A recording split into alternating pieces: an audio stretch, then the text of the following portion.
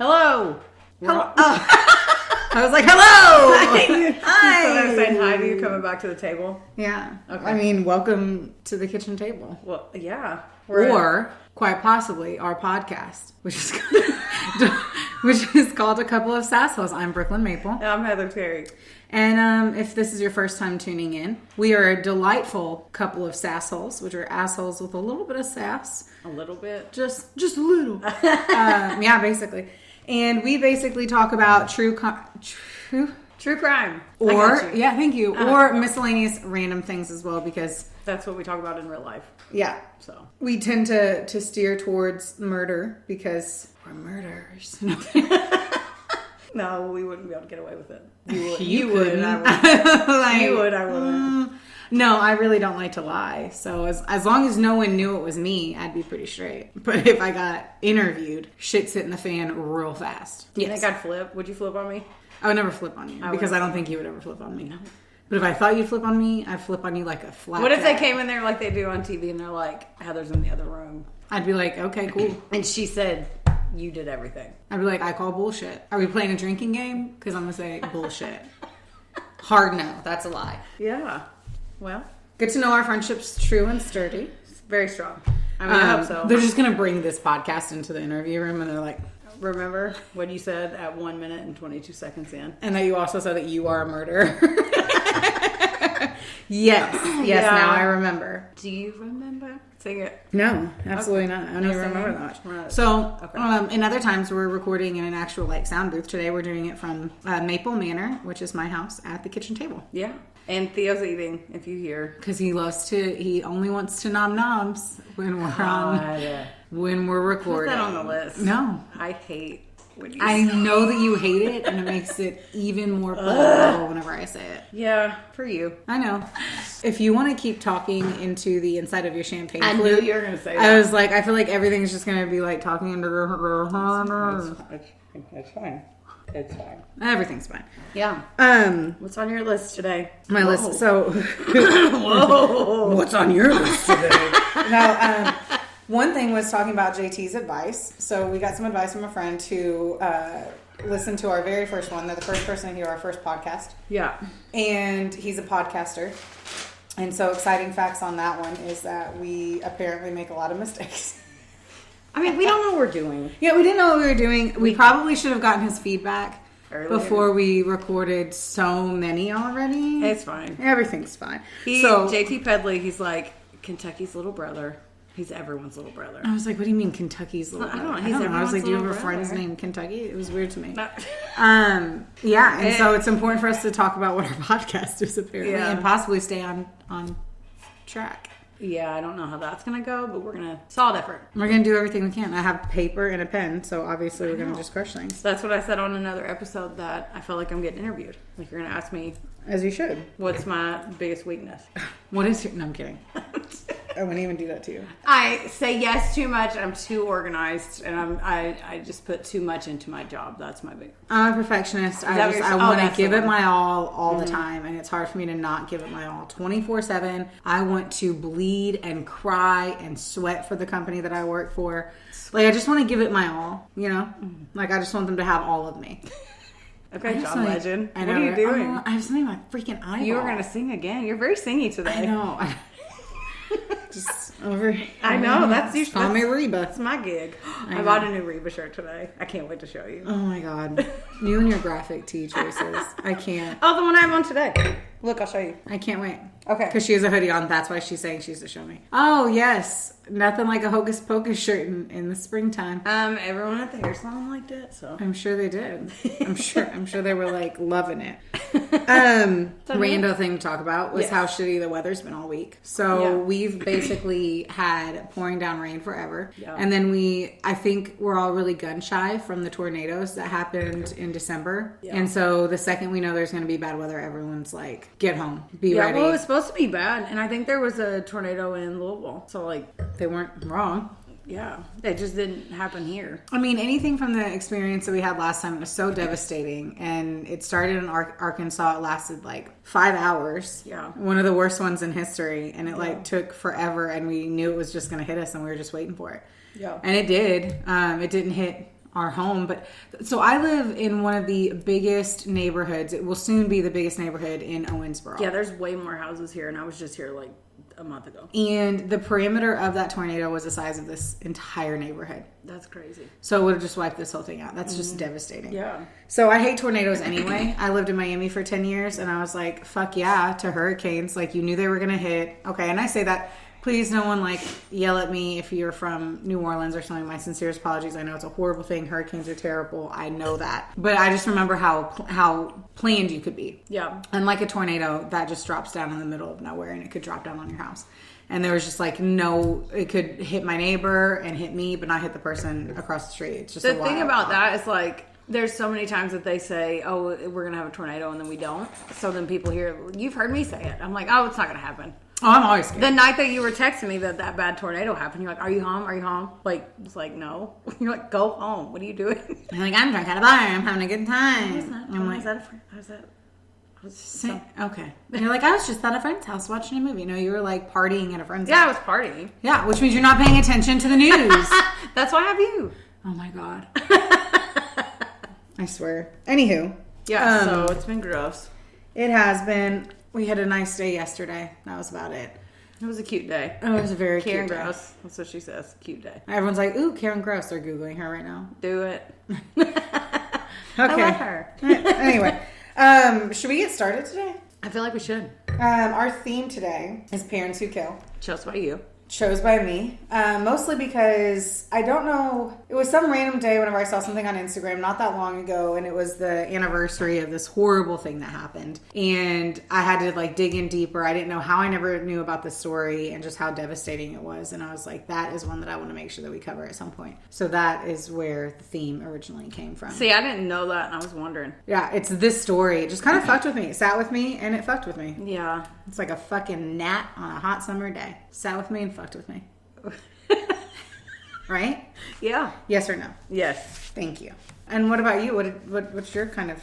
how'd you pick up yours? I literally Googled parents who killed, read through a bunch of stories, and this one stuck out to me the most, I think. You think it did? You're like, 100% it did. And I still think about it because...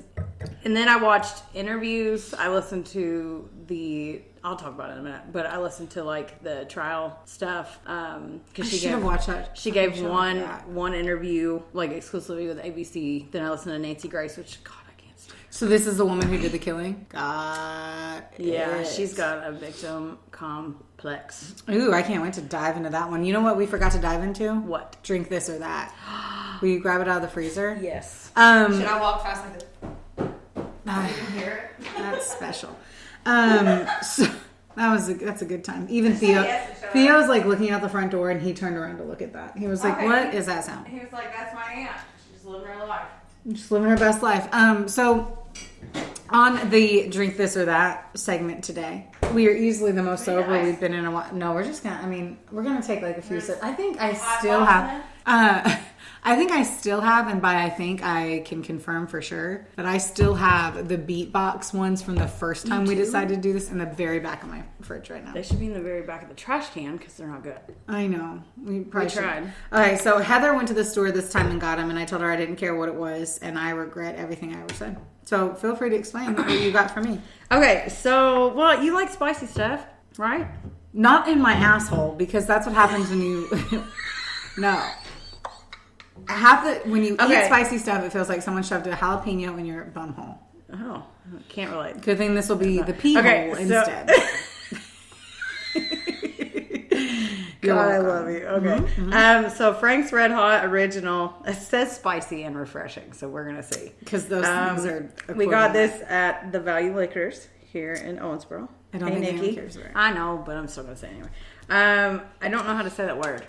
Is it a michelada? I mean, that sounds good. It says it's the perfect blend of flavor and heat. Can't fucking wait. It looks disgusting. I will fucking say that. Maybe it's just like beer and hot sauce or something. That still sounds utterly disgusting. I mean, I'm just and it's like a fucking 40. It's huge. I'm trying to put a positive spin on it. Okay. Well, it smells like tomato juice. It smells like a Bloody Mary, a beer Bloody Mary. All right. That is so unfortunate. It's bad? Yeah. Oh, Becky. What? That is just... Let me take a hit of it. Oh, you're doing it again. I just need to... You're going in. Mm-hmm. So proud, though. For what? I didn't ace a spelling bee. It tastes like a watered-down beer with the aftertaste of spicy. I put that hot sauce. Oh. Take a drink. Okay. I'm going to vote a no. I would never drink that again. No. Ooh, no.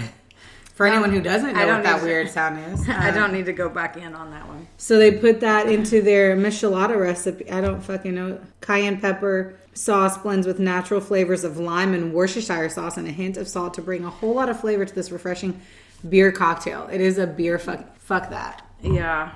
Hard pass. Ooh. Hard pass. Sorry about it. Here's the other one. What Kill Cliff CBD drink. So then Heather's like, I'll get myself something fruity, but that also will get me high. You're in no sugar, electrolytes. They said it was an energy drink. That's what they told me at the store. Okay. So yeah, let's try. I had to put this one back because I dropped the other one in the store. Sounds like you're fucking up someone's day tomorrow. Not mine. Gotta put it back. It smells like candy. That must be nice. Okay, that's pretty good. Of course, shocking. It's Strawberry Days. That's pretty good. 15 calories. I hate that you I know you hate that I turn my tabs. I have to. You do not know the definition of have. You do not have to. I know, but it's a habit. So I do. That's why it's not have to. But I like this. Tastes refreshing. Isn't it good? Yeah. This I could actually drink. I could drink two of these, but it's like a Truly to me. It's just too fruity. Yeah. Yeah. All right. Make sure to post those at the Red Hot Micheladas.com. It has 0% THC. Oh, we were supposed to shake it first. Oh, well. Can't wait for the final. I should have taken the other one that I dropped on the floor. Apparently. Yeah. Good times. Great oldies. Yeah. Let's go. Okay. So who's going first? Go ahead. Okay. So you're already out and ready. Who's going first? I'm like, I don't know. As I'm just sitting here in my portfolio. This is the story of, where's it at? I originally wrote down the Sarah Hart story, which was completely wrong. It's really the Sarah and Jen Hart story. So there's also a show called Broken Hearts, and it's Harts. I got scared there halfway through spelling it. That you can watch too. Unfortunately, I did not see that this week, and I literally a time before you came over here for me to watch it, and I didn't think about it because I got caught up in another podcast. Just crushing it. Okay, so we're going to kind of go through the journey, and then you're going to figure out the outcome. Okay. I'm not going to tell you it first. Good. So essentially, the Hart family was like, what from everyone's viewpoint, they were just caring and they were devoted parents. They had 2 sets of 3 black siblings that they had adopted. And so they had 6 children in total. And they came off very much as like the socially conscious family full of love and acceptance. It was 2 white lesbian women and they had 6 black children. African American, whatever makes you happy. I am currently reading my information, which stated black. Oh yeah, where did you get your stuff? Yeah, good point. One of them is the ID Channel Crime feed that was written by Matt Gilligan. And then I'm going to take just like 2 little pieces from USA Today that also kind of touch base on this. And here's a picture of the family. They had a very choreographed... Look how cute those kids are. I know. They had a very, very well choreographed social media account. And I'll kind of explain to how and why social media kind of became such an important part of it. But really, their friends referred to them as the Hart tribe because they appeared to have such a tight bond with the kids. So the authorities started to dig into Jen and Sarah Hart's past whenever all of this stuff basically happened. And essentially, it was a decade-long story of abuse and neglect that just ended in this devastating, freaking cataclysmic ending to their lives. And it was unbelievable. And so it ended with 8 lives lost, which just for the total there. So Sarah and Jen, they met in college for near 20 years prior to this. This occurred in 2018. And so they met at Northern State University in Aberdeen, South Dakota. And so they both attended school there. They fell in love. I mean, they told people that they were friends and roommates until they eventually came out as lesbians. Some of the bullshit that we're kind of going to hear along the way. I'm hoping not to say anything that offends people truly. Because I don't mean it in any like malicious intent, but no. I just kind of talk freely about how I feel. I understand I'm not a lesbian woman. I understand that there's trials and tribulations that people are experiencing, and it's something that I don't know as just being a woman who's attracted to men. I understand that. But I did grow up in the Midwest, and they basically, Jen later says that they lost friends because of the Midwestern mindset that was relentlessly unforgiving and unaccepting. In the time frame, though, I really don't know, because this would have probably put it, 2018 is whenever this happened, so we're still talking about 2000s, and I just don't feel like that was the 70s or the 80s when it wasn't. In my mindset, I had gay friends already by then, and they weren't being like 98. Around that time frame. Yeah. I could be wrong. This is me going off when this happened. It says 20 years. So for someone who wants to do the fucking math and tell me I'm wrong. Shit, I ain't doing math. I ain't worried about you. I'm worried about the math. You're not worried people. about me. Those math people. So you might be wearing those glasses looking like you're worried about that math. Well, I don't have my contacts in. I can't see when I read. Is that why you wear glasses? Is it? I'm about to beat you. Okay. You're about to wear a neck brace. Keep talking. That's cute. All right. So perhaps this was the original seed planted in Jen and Sarah's heads that made them feel like they were outsiders for essentially the rest of their life. So the couple moved to Alexandria, Minnesota, and they both worked at the same department store. Jen has always been recognized as the dominant person in the relationship. She had a huge personality. She wanted to be in control of everything, and she was not afraid for her voice to be heard. I have a feeling that's foreshadowing. Maybe. And Sarah was known as like being sensitive and passive. At the end of the day, it doesn't fucking stop anything because they're both fucking bitches. Yeah, sounds like so there were several different times that, like, I can't tell you how many times the abuse was brought to the authorities. And so I think that's going to be this part that's just, oh my God, so much child abuse is mentioned throughout all of this. And so imagine this. In 2004, they took in a 15-year-old foster daughter who they complained about openly to their coworkers. And the girl, who's now in her late 20s, she remembers them, and they had told her that they had planned on adopting 3 more kids and that she was going to be a big sister to them. But one day, inexplicably, they drop her off at a therapist's office and they never return, and she never hears from them again. When she was 15? Can you fucking believe that? She was 15 years old? I mean, they didn't tell me the date. Well, I mean... They took in a 15-year-old daughter, and then at some point, out of fucking nowhere, they drop her off at a therapist's office and never come back. How the fuck she ever gets to take kids after that? I mean, a 15-year-old girl who's already in foster care and doesn't feel loved. Anyway, for anyone living at home with their biological parents. Let alone that. And to have, like, you're a girl and you have 2 women, and, like, women are supposed to, empower you and support you, and you feel like, I don't know, I couldn't even imagine what that had to have felt like. Hopefully she's doing okay. Well, she got out of the house, and I think that's the number one important thing for everyone to kind of keep in mind. Yeah. In 2006, so just 2 years later, they took in 3 siblings from foster care in Texas. Marcus, 7, Hannah, 4, and Abigail, who's 2. 2 years later, in 2008, they taken 3 more siblings from Texas. Devontae, who's 5, Jeremiah, who's 4, and Sierra, who's 3. They call it the Hart tribe, and it's officially complete, and they look like the model of a progressive 21st century family, 2 white lesbian mothers, and 6 adopted black children. What I was going to say. And it's in Texas, which I'm not talking smack about Texas, but... You better not, because they'll beat us down. Yeah, I know. But, like, it not known for being the most... I'm going to stop talking. I know. I was like, what do you mean? And I was like, I don't know what you're talking about. So Sarah worked while Jen stayed home to raise the kids. It didn't take long for warning signs to appear while they were still living in Minnesota in September of 2008. So they do mention that they took the kids in Texas, but I believe they were still living in Minnesota. In September of 2008, their daughter Hannah went to school with bruising on her arm. When the teacher asked about the marks, the little girl said that her parents whipped her with a belt. No charges were filed, but the Harts took all 6 of their children out of school for nearly a year before re-enrolling them in the following fall. Feels weird, but okay, we'll let it go. For a whole year. We'll let it go. In November of 2010, so 2 more years later, the teacher started noticing signs of abuse on the 6-year-old Abigail, and they alerted authorities. And the girl told investigators that her mother, Jen, had held her under cold water and had punched her because they believed that she had stolen a penny that they found on her. Yeah. Mm-hmm. That's insane. So the police interviewed the other Hart children, who admitted that they were often spanked, denied food, and grounded. When Jen and Sarah were interviewed, Sarah took the blame for striking Abigail and was convicted of misdemeanor domestic assault and sentenced to probation and 1 year of community service. It was at this time that Jen and Sarah decided to pull their kids out of school for good. The 6 Hart children would now be totally isolated from any outside influences and anyone who could perhaps notice the abuse that they were subjected to. Here's the official red flag. So after going through this entire story, like, this was the moment. If you ask me, which no one asked me, this is my fucking opinion. This was the fucking moment. Like, this was the moment that should have been a red flag for sure.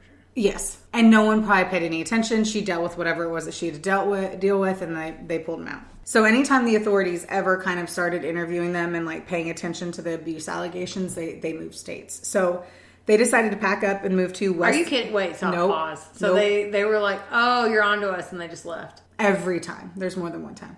Are you? So, yeah. Sorry. So imagine there was an allegation, so they pull them out of school for almost a year. Yeah. Then there's more allegations, and they completely take them out of school, and then they move states. Right. Wow. So they decided to pack up and move to Westland, Oregon, a suburb of Portland, in 2013. Okay. They are taking their time, though. But they're still going far. That was 3 years, essentially. But I mean, they went from... Yeah. So they rented a house, and they raised goats and chickens. Ugh, You don't like chickens, but you love goats. I love... Yeah, see? We just met each other. Fucking know that word. And as the case was before, Sarah worked and Jen stayed at home with their 6 kids. So they began attending many music festivals as a family unit. They kind of became really well known in this like nationwide family fucking festival community. They probably were like the poster children. It gets worse. I mean, on their like poster shit. Yeah. So they really like these multi-day gatherings like focused on yoga and togetherness, dance, music, all the socially conscious like atmosphere or whatever. Yeah. So kind of what would other outsiders would view would be like the most perfect scenario for a family like this. Yeah. Keeping in mind they got 2 different sets of like siblings. So 3 of them are actual blood siblings and so are the other 3. So there's kind of like, how sweet was that? They kept the families together and adopted all of these kids.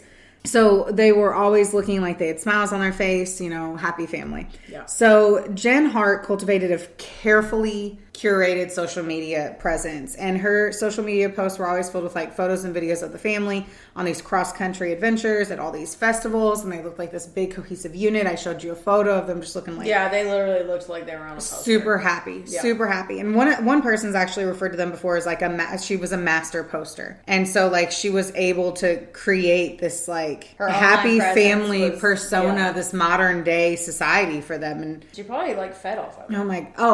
Like I can only assume. Mm-hmm. Basically, like it was in Minnesota, people saw through the facade and they alerted the authorities again. And so one person who notified the Oregon Department of Human Services in 2013 said, the kids pose and are made to look like one big happy family, but after the photo event, they go back to looking lifeless. Oh, yeah. No.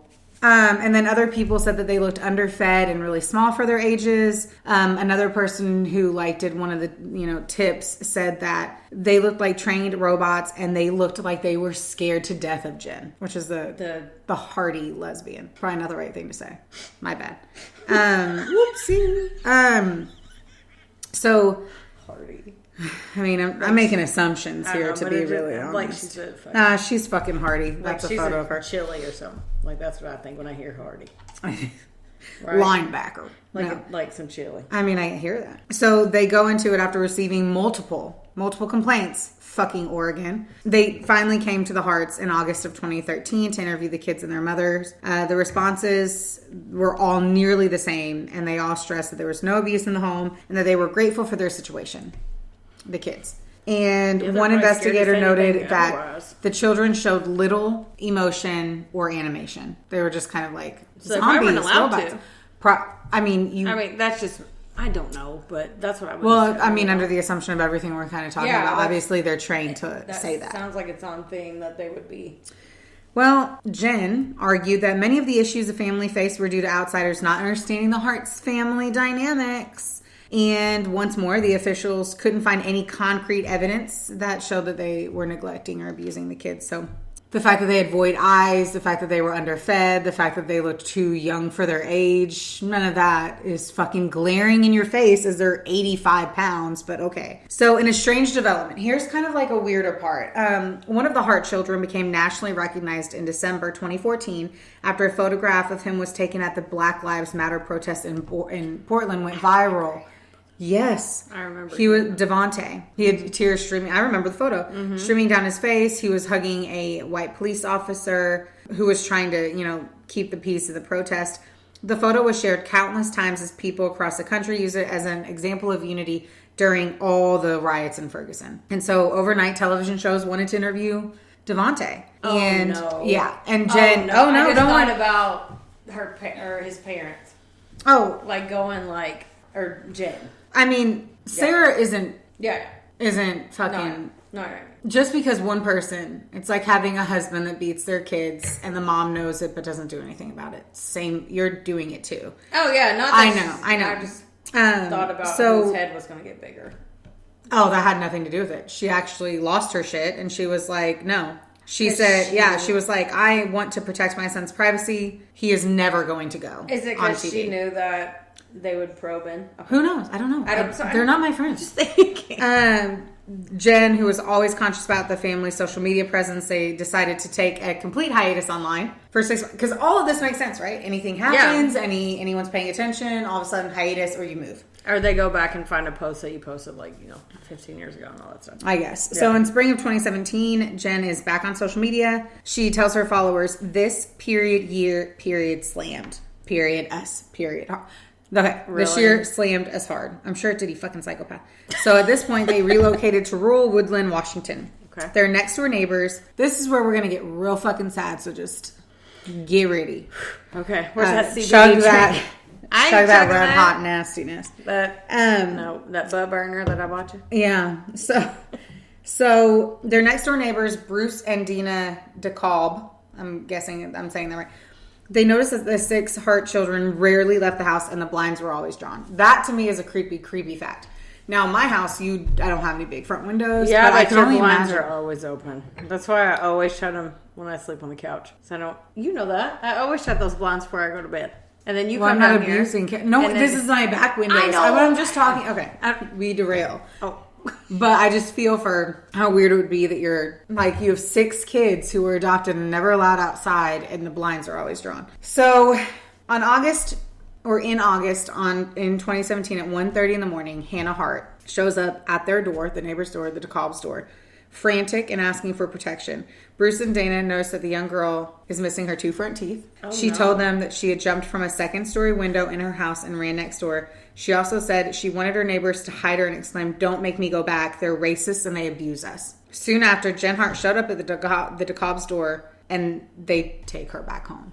They took her. Makes me want to flip this fucking table. The next morning, They took her back. all 8 members of the Hart family go to the DeKalb's house and they explain that the kids were quote unquote drug babies, which is why they acted out sometimes. And they also said that Hannah's birth mother was bipolar and that her front teeth had been knocked out when she accidentally fell. So all of them went over there. And then Dana DeKalb asked to speak to Hannah alone, and Jen said, "We do everything as a family." Hannah then handed the DeKalbs a handwritten note apologizing for her actions the previous night, saying that she lied and was trying to get attention. What? So Dana DeKalb ends up telling her dad about this bizarre encounter, and they report Jen and Sarah Finally, to the authorities. No follow-up actions taken. Why? I don't work there. Okay. All of this is heartbreaking. Yeah. This is okay. Yeah. So several months later, in March of 2018, Devontae Hart approaches Bruce while he was working on his truck in the front of the house. And he's a 15-year-old boy. And he asks them if he could have something to eat. And he nervously asks them not to tell his parents. And they gave the boy food. And then this happened a few more times. And Devontae then gave his neighbor a wish list of food and asked him to leave the items in a box by the fence where his parents wouldn't notice. So they're not being fed. That's so sad. So he goes, I know. Ugh. So the kid does it, right? He did it. The kid does what? He left the box. The stuff. The adult humans that live next door. Yes, the adults did. I'm trying to. Yes.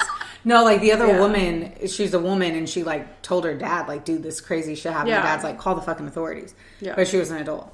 After several visits from Devontae, they decide they have to tell the authorities again. They're like, I can't do this. So on March 23rd, Dana calls Child Protective Services, a CPS worker, visited the Hart house, and no one answered the door, and they left their card behind. And that was the step. That's officially. Do they get to? That's what, unfortunately, just did it all in. So the following day, on Saturday, March 24th, the DeKalbs noticed that the GMC Yukon that's usually parked next door was gone. Oh. Sarah Hart had texted her coworkers at 3 a.m. and told them that she was too sick to come to work. At 3 a.m.?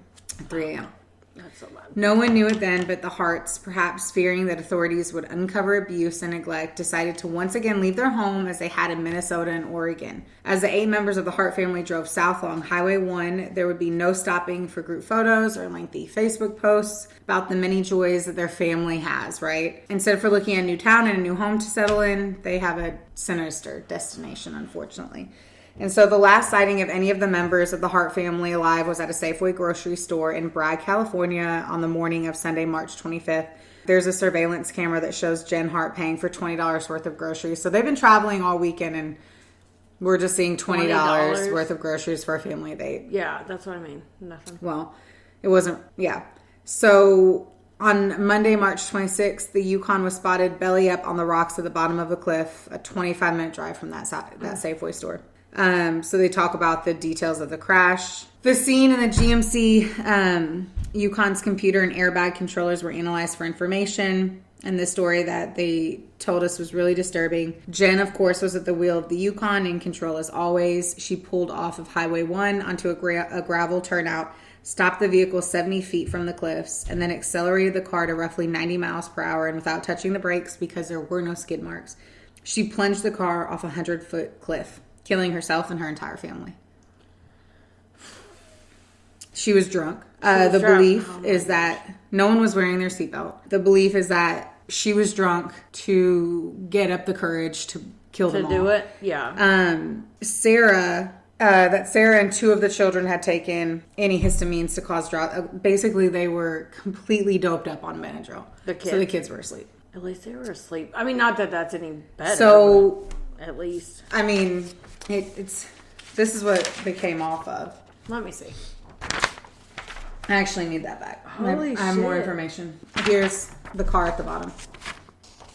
My notes are on here. Okay. You're going to have to look at it later. I was like, you can't grab that piece of paper. So the authorities indicated that they believe the crash was obviously deliberate, and juries find the same thing.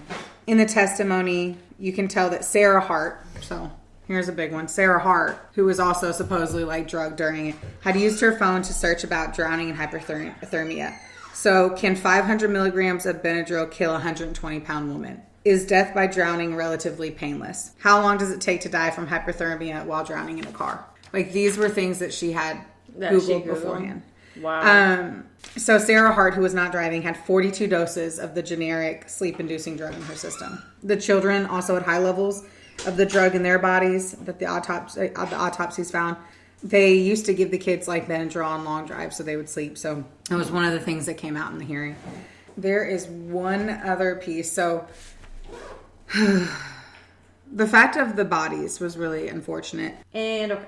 So we just had to pause for like 42 different things that happened. Yes. 1, we ran out of champagne. 2, I lost my place. 3, Jaden scurried down the stairs 482 times because he was packing up stuff because he's going to meet his dad, which is my boo-boo bear. Well, because they're going camping at night in the rain. Whatever floats your fucking boat.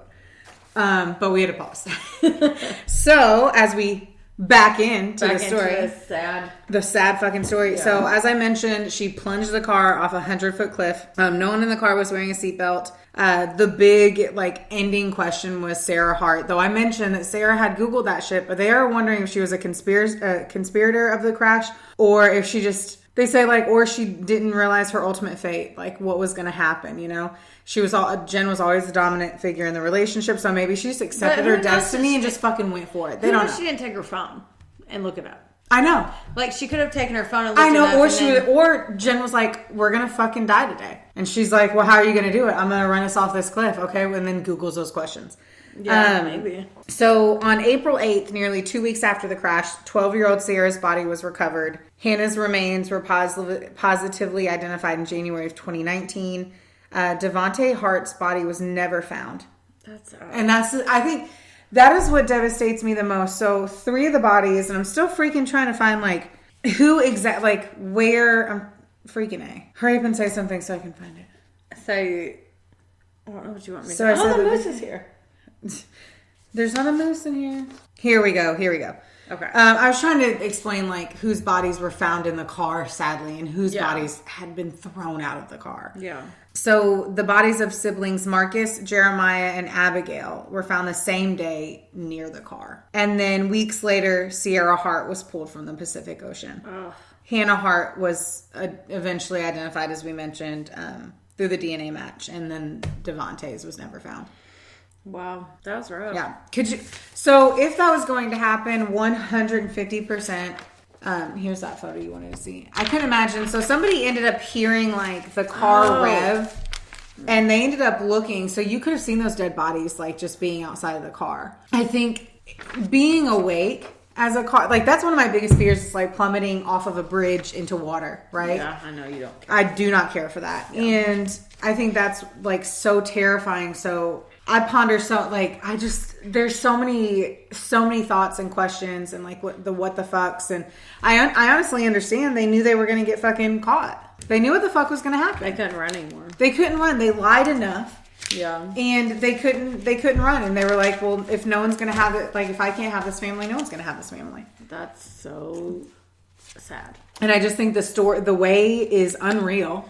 And to think that like, you know, same-sex couples in adoption world have come so long and so far, right, through so much, and then, you know, one thing like that, and it can set them back. Even. There's way more like daddy abusing kids than fucking 122%. I definitely hope that there's no like families out there that are like, I'm not going to adopt because they might run them off a fucking cliff. Yeah. Like, and who would think to do it? And I think that's what like blew my mind, and that is originally what got me interested. It wasn't the family dynamic, sadly. It was the fact that their choice of ending their lives, being Jen and Sarah, their choice was to drive them off a cliff.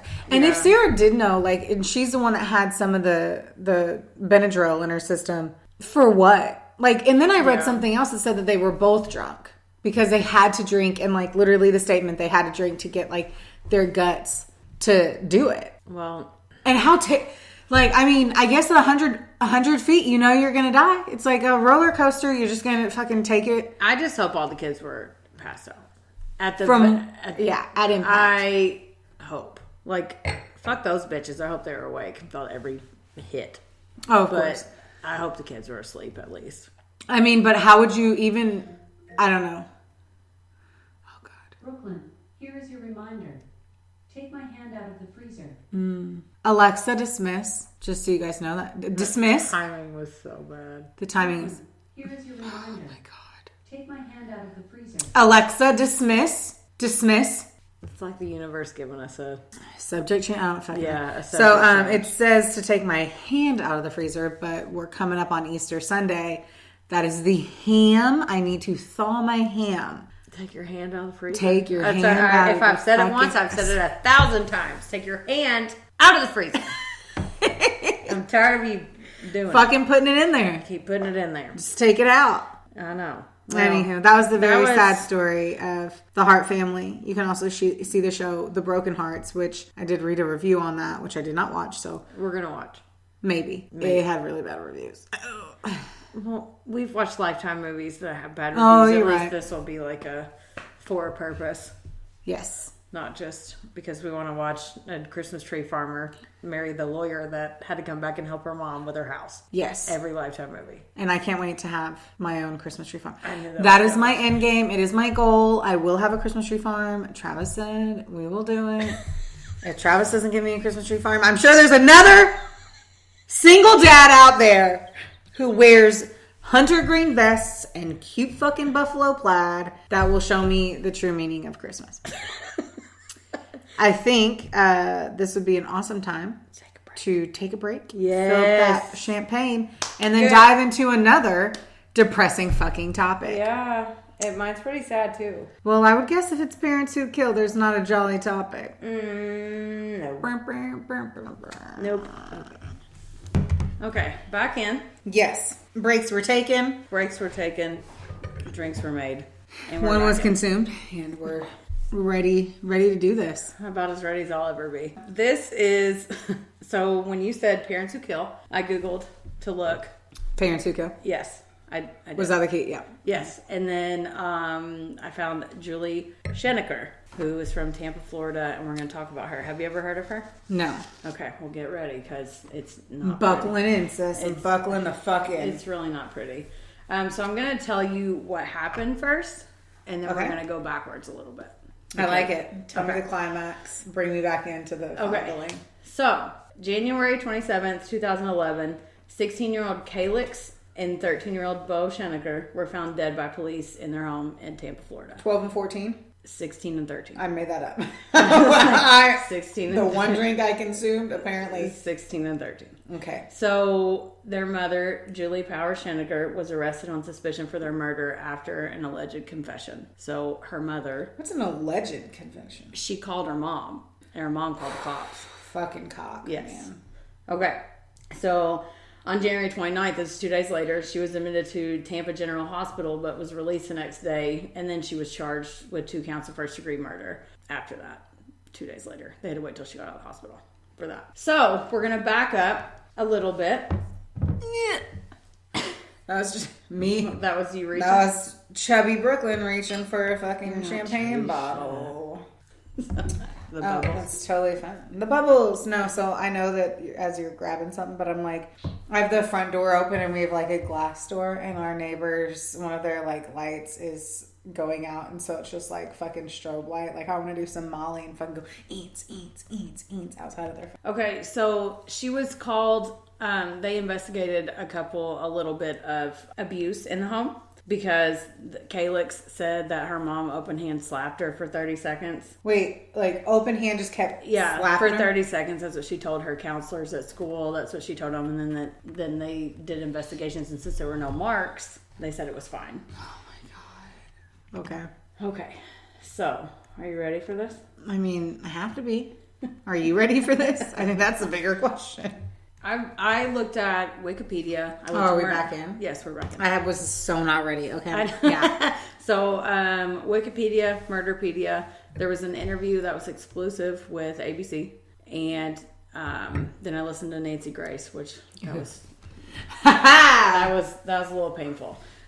So why? Because she was screaming at you the entire time? Yeah, she really was. And then she talks about her kids a lot, which I'm like, especially in like a kid murder trial. Like, why are you talking about that? I know, and I just hate when people talk about their kids. Like, I didn't have any. I'm not going to bug you about mine. So why the fuck do I have to hear about yours? Okay, what? Continue. Yeah. So everybody thought that they were happy. Like the kids. I don't have an answer for that. Oh. Is there something else I can help with? Your watch once again.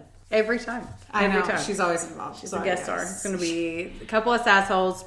Brooklyn Maple, Heather Terry, Apple Watch.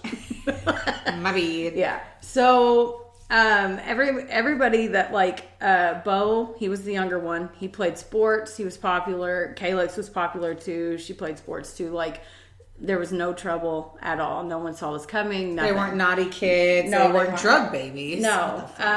So Julie, they were both in the military, right? So she met Parker, her husband, when she was in the military. She was a cute names all around, right? I know. She was a linguist.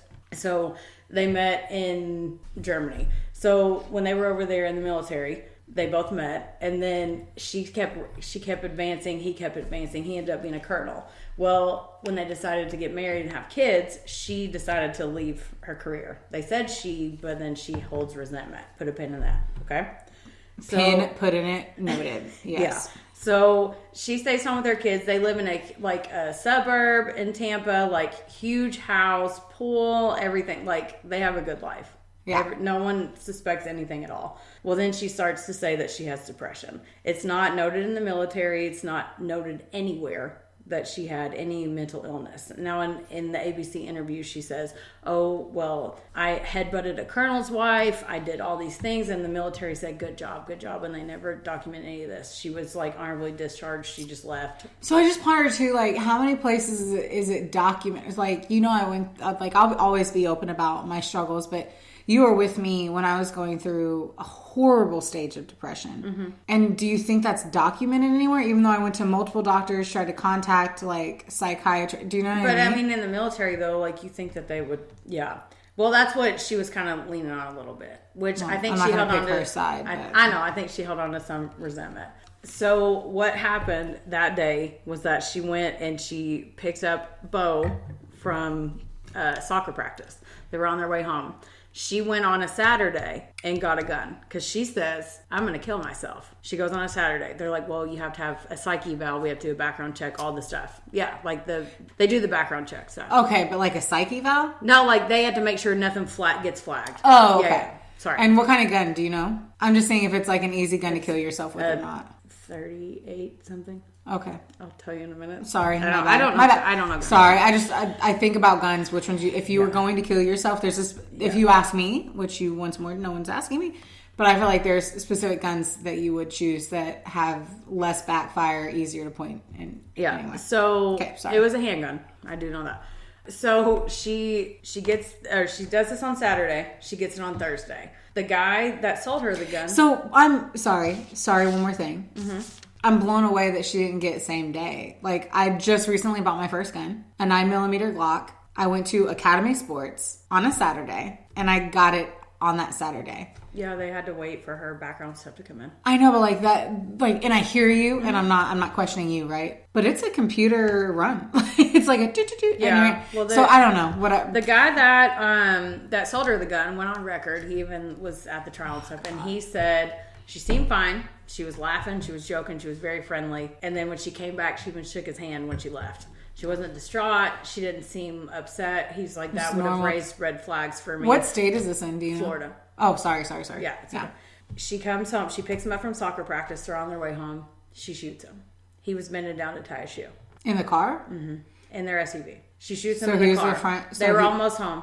He was in the back. She was in the front. She shoots him. He bends down to tie a shoe. She shoots him. In the head? Uh-huh. Shot him right in the head. So close that there was like fire marks on his face. So close. So then she does that. Because at first she was talking about that she was going to do this with carbon monoxide. Like she was like, but then how are you going to keep two teenagers in the car? So she went and like figured out so she went on a Saturday. But her plan initially, she says, was to kill herself. Yes. So, but she went on a Saturday, did the paperwork, picked up the gun that following Thursday, and then on that Saturday. No, that Thursday. Same day. That Thursday, okay. When she picked up the gun. Okay, yeah. Okay, sorry. So it's okay. She was a stay-at-home mom, so when she picked him up, she shoots the 13-year-old Bo. Then the 16-year-old's upstairs in her room, so she pulls the car in with her dead son in it in the garage, leaves him there. And then she goes upstairs. Her daughter is 16. That's the one that had the alleged I slapped her in the face or whatever. You're killing me because we have Keely who's 16. I just couldn't imagine like she's a. So she goes up. Grown human. She goes up and her back is to her mom. She's doing her homework because her computer's up. So she goes up and she says, what are you doing? She said, I'm doing my homework. She walks up, shoots her in the back of the head. Then she falls out of the chair. Her computer's still up or whatever. She falls out of the chair. She rolls her over, shoots her in the mouth. Again. Why? I know. I'm going to get there. So. Are you going to get there? Yeah. She fucking, oh my God, I'm going to flip a table. I know. So this is the worst topic. Sorry, everyone. Yeah, this my is bad. really I'm angry bear. Yeah. Okay. So she shoots her in the mouth too. Then she says in her interview on ABC with Serena Fazan, she tells her, oh, I covered him up. I said, I love you. They said they love me all the time. We were symbiotic. That's what she said about her son. So they were like yin and yang. That's what she kept saying. We're like yin and yang. I'm like, you killed your kids. So then she's like, I covered him up. I said, I love you. I kissed them on the head. And then I saw their souls. Their heads weren't even there. She said, I saw their souls leave their body. So I know they're okay. So then she calls her mom. After all this, calls her mom. She's like, I think I did something bad. And in the interview, she said, and it's so chilling and creepy to watch. Like, it was really hard. We're watching it after. Yeah, this. it was really hard to so watch. So we can cry more. So if you guys want to look at it, ABC, if you Google this on ABC, Julie Schenecker. So she says, you know, she sees the souls leave the body and all that stuff. Then this is so hard. It's so hard. Like, just thinking about it is really hard. I know. She calls her mom, so her mom's like, okay, hang on a second. Calls the cops. The cops go get her. And in the interview, she says, oh, I wasn't drinking that day. I was just popping pain pills, but I might have drank that night. That's what she said. She didn't know. When they came to the house, she was on the back porch, just sitting there, rocking back and forth. And then the interviews, they have the interviews online of her going in that day. She claims she doesn't remember anything that they asked her that day. Right. They had to admit her to the hospital, of course. And then 2 days later, that's when she was indicted. Likely fucking story. Yeah, but then they found her journals, which that was the bad part. See, guys, you can't. So I'm an avid journaler. I like to journal about all the wrongs done upon me. I'm kidding. I just like to journal about cute new hairstyles or some shit. But like, there's never a day that I don't write in my journal that I don't think that if I die, like, I'll never write anything that could be misconstrued. Like I don't know. Legit just the thought of like writing. Okay, yeah, sorry. That's okay. She wrote about, like, she wanted to kill herself and she was going to do it and this was going to be the day. But she also said that her kids didn't respect her and they talked back to her all the time, and that her husband was gone. So keep in mind, her husband Parker was a colonel in the military and he did tours all the time, like overseas.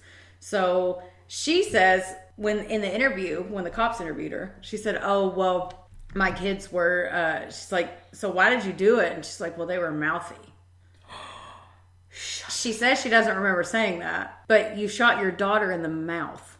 Like, you don't just, after she's already dead, like, in the mouth. Like that says. And she says that she kissed them on their foreheads. It's like, you shot them in their heads. They don't have a forehead. Yeah, like, it was bad. Oh my God. So she did all that. Like, I don't know. My thought when I was listening to it, because it's really haunting. My thought was, how did the police officer actually just sit there and listen to her say this and not be like... And he saw the dead bodies. Yeah, like how...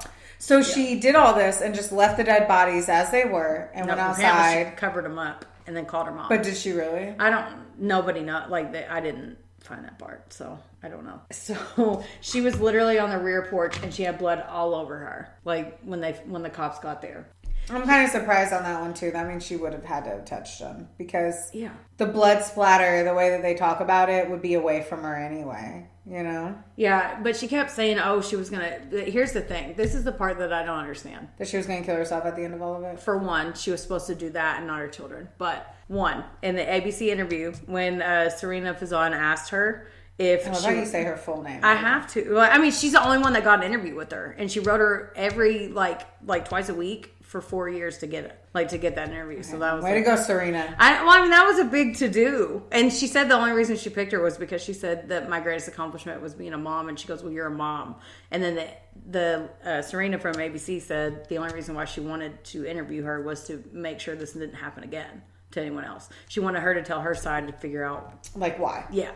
But which she didn't figure out why. And even when they were playing it back on YouTube, it was like, the guy was like, how did you not freak out? Like, literally, you're a mother. How did you not freak out? She's like, I don't know. She didn't. You just had to make it through that. Yeah. You're focused on getting the answers. Yeah. So she said she wanted the death penalty. She also, like, in her trial, she said she wanted the death penalty. They took it back off the table. She also said that she wanted to be with her kids. But the reason why she said she did it, and this is the part that blew my mind, was she said that she wanted to save them. Isn't that always the case? Like, but save them from what? That's what the interviewer kept saying. She kept saying, save them from what? Like, nothing. And she goes, well, my son told me that he was abused. And they were like, who abused him? And she's like, well, I'm not, he knows, or they know who it is. But there's no evidence of this. There's no nothing. He never told anyone. And they even delayed the trial a whole year to go through the kids' computers. Like, both sides, the defense and the prosecution. Delayed the trial a whole year. And she was, in the interview, you can tell she plays the victim a lot. But in her journals that they found, she said that she was going to kill herself, but she also talks about how mouthy they are and everything like that. And then she said, oh yeah, one day everything clicked and I saw everything was clear and I went and bought a gun. And she's like, I thought it was going to be for me, but then I wanted to save them. And I said, save him from what? She said, Bo, she wanted to save him from apparently a sexual predator that no one knows. No one knows if it exists or not. And then her daughter, they said, well, what about Calyx? And then she said, well, I want to save her from rape. What? Like, they're like, do you have any remorse? And then she like diverted everything. They're like, no. Do you have any remorse? And she put her head down and she wouldn't say. She's like, no. She said no. She still says no to this day. Like, no. So then obviously she was convicted for life, 2 counts. Yeah. For that. What did Parker do? So is Parker He divorced her. He was in Afghanistan. That's what I'm saying. Yeah, sorry. I was literally about going to say, I was like, was Parker in Afghanistan? He was in Afghanistan. Could you imagine getting that phone call?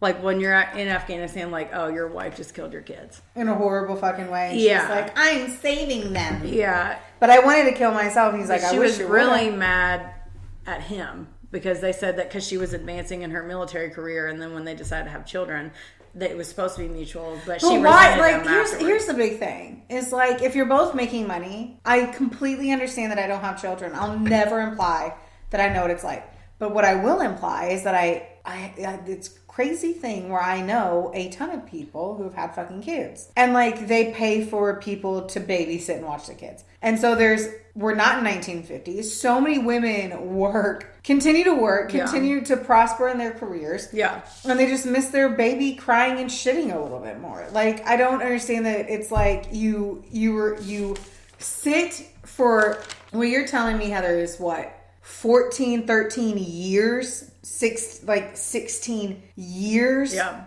resenting the fact that you're not 16 fucking years. I think, you could have gone back to work 8 years ago. Like when your kids turn 5, essentially, if that was really like, I don't know, but I'm just saying when they go to kindergarten, you could have then hired like a nanny. I don't understand. Yeah. She was quoted, and when she said, I saved them, I protected them. That's what her response was whenever she asked if was she trying to do the psycho fucking... She tried, yeah, they had, like she said, she had a psychiatric break. But you journaled about it. You wrote about it. You told them that. And she said, well, I don't remember getting interviewed. And she diverted it. And like if you watch the interview, she looks down. She has very childlike demeanor when she's talking about this part. But then when she goes and talks about her military history where she headbutted the colonel's wife and all that stuff that she said she did that the military celebrated, she is 100% confident. She's making eye contact. Her, like, all of her body language changes. And then when she's talking about this, she like looks down, she cries, she like sniffs, like it sniffs. Yeah,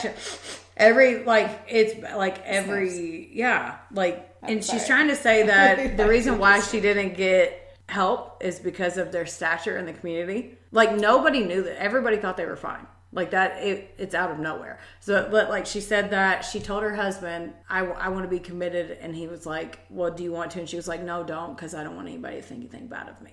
So she kind of blames him again, but like I couldn't bring myself to watch. So what did Parker do? I couldn't. He divorced her in May of 2011. Well, that's nothing. Whatever. But like I couldn't bring myself to watch his interview, and then she went back again because for his interview. Yeah, why? Because it was hard enough watching her talk. I know, but I couldn't do it. Like I'm trying to understand why you couldn't watch the. It was I had to watch her because I just had to see what she had to say. I know. I'm dying to know what Parker felt like. I mean, because he was sad. Okay, he was sad, but his kids were stolen from him from his wife, who he loved. Like, if anyone's storyline is more depressing, it would be his. Oh, absolutely, absolutely. But after I had watched 3 parts of the ABC interview, I couldn't bring myself mentally to watch anything else at that point because it's a lot. Like just watching. I bet it is, it's but like, it's like you get mad, then you're sad, and then it was a lot. I couldn't. I don't know how that interviewer did it, especially being a mom. Like, you know, I don't have kids either, but talking to somebody that shot theirs and said they were saving them from what? It's awful. I think the murder of anyone for no fucking reason, hurts. Let alone a mom. Like, my God, like this makes me literally think. I don't know. Like, I couldn't imagine walking into a room and doing anything to Jane or Keely. But like, imagine being the neighbor or a coworker. Yeah, their neighbors were like. And you're like... out of nowhere. What? It's like a soccer mom was like all of a sudden... Yeah, which is what I would feel like it would be in this particular case. Yeah. Like, to be a great mom and then out of nowhere just be like, you know what? You're mouthy. Yeah. I'm going to shoot you in the back of the She head said while that you do homework. She doesn't remember that either. Like, Of she doesn't course. remember saying What it. an easy bullshit thing to say, right? She tried to use the bullshit insanity thing to say. defense, and then Of course. it didn't work. And then she did. went back again and tried to get a new trial because she said that it wasn't fair because of all the publicity.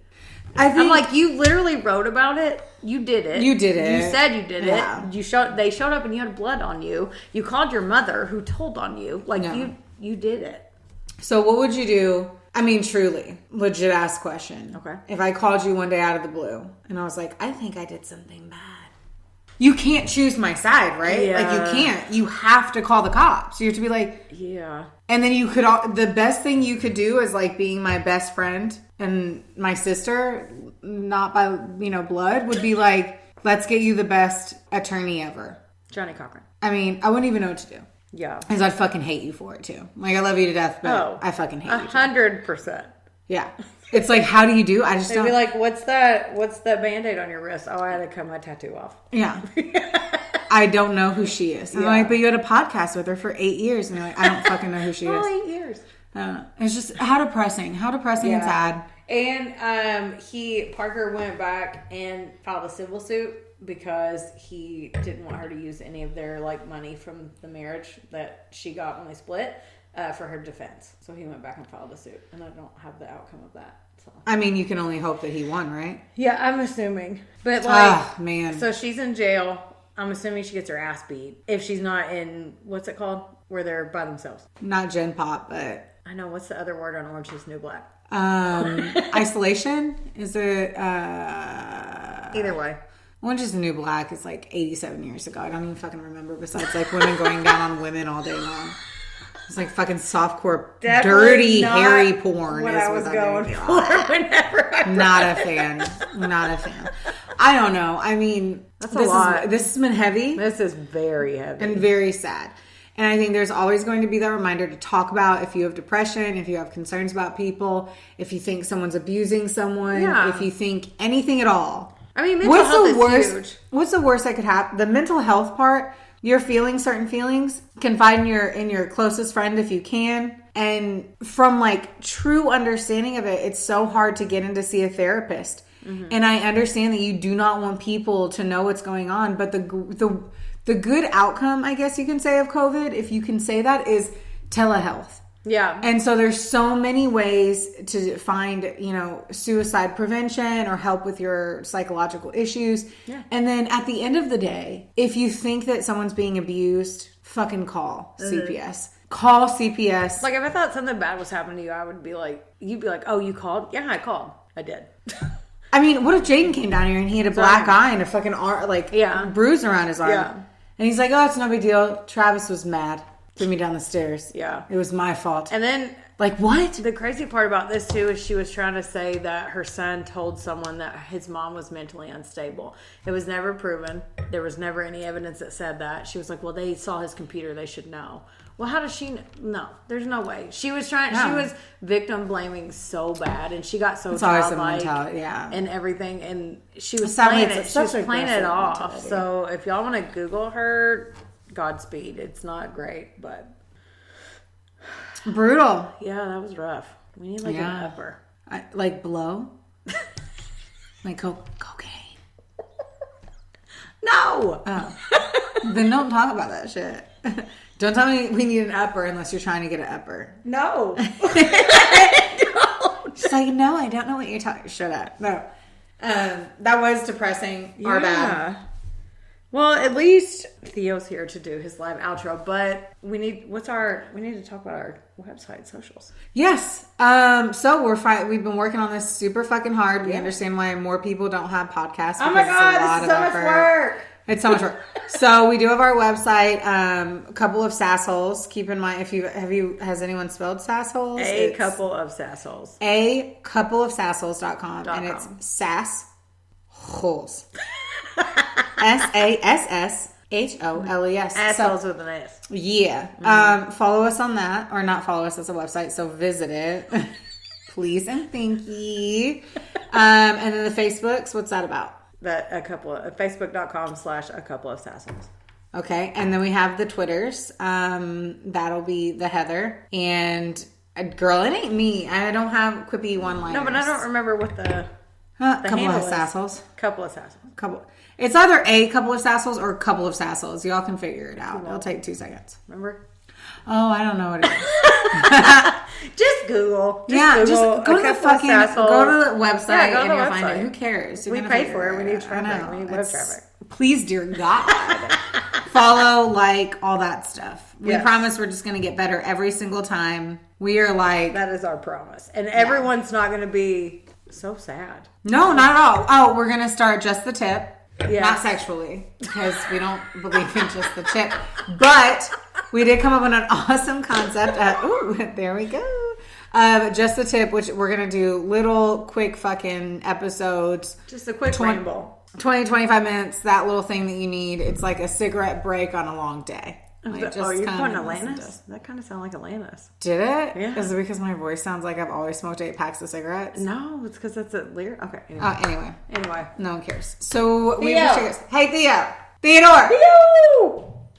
Can you hear him running from upstairs? He was laying on it. Come on. Theo. It's your cue. Are you ready? Can I pet that dog? Keep going. You're perfect. You want me to do it again? Keep going. Can I pet